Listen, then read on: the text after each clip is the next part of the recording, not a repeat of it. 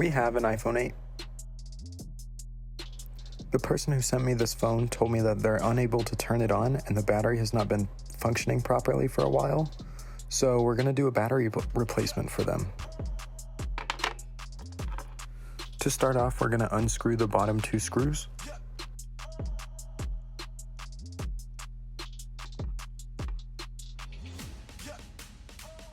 And we're going to cook the phone so it can melt the adhesive that keeps the phone waterproof.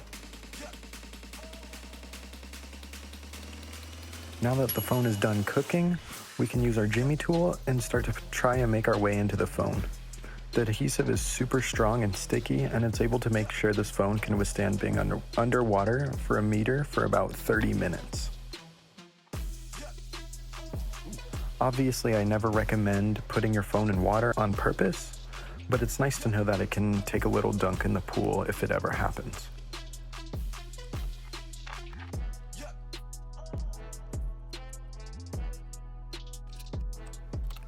And we're inside. The first thing I notice is that this battery has expanded a lot. Lithium-ion batteries do this over time. However, if I poke or puncture this battery, it will definitely explode or catch fire, and we don't want that to happen. To get started, we want to make sure we unscrew the protective cover that is holding down the battery cable. And once that is done, we need to unplug the battery.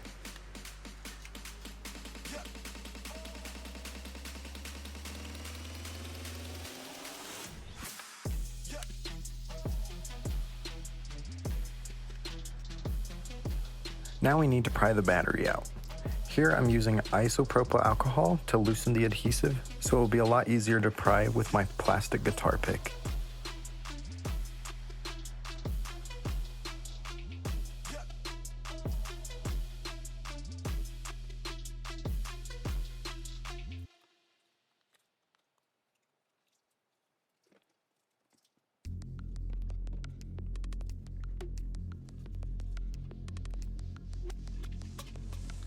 During this process, it's important to be patient. If I were to use any sharp metal tools, I could puncture the battery. If you want to learn more about that, iFixit has a video on lithium-ion batteries and what happens when they're punctured.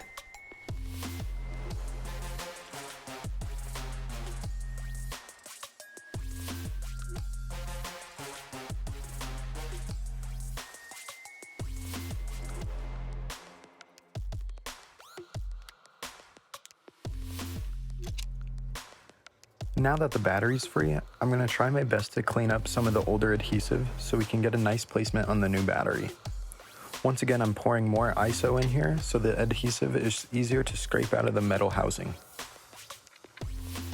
Once most of it's gone, I can go ahead and place the battery inside of the metal housing and plug it in.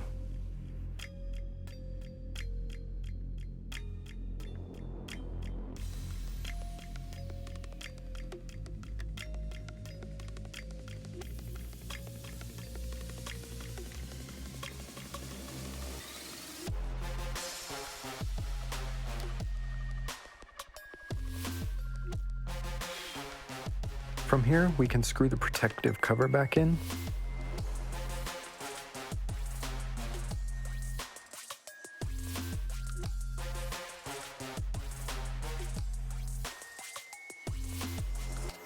After that's done, we can finally get that crunch.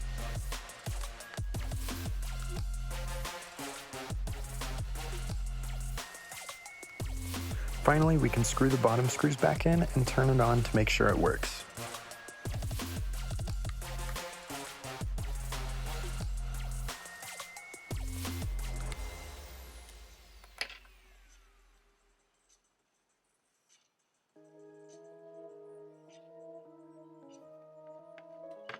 It looks like it's now working and turning on, and even says 100% in the capacity settings.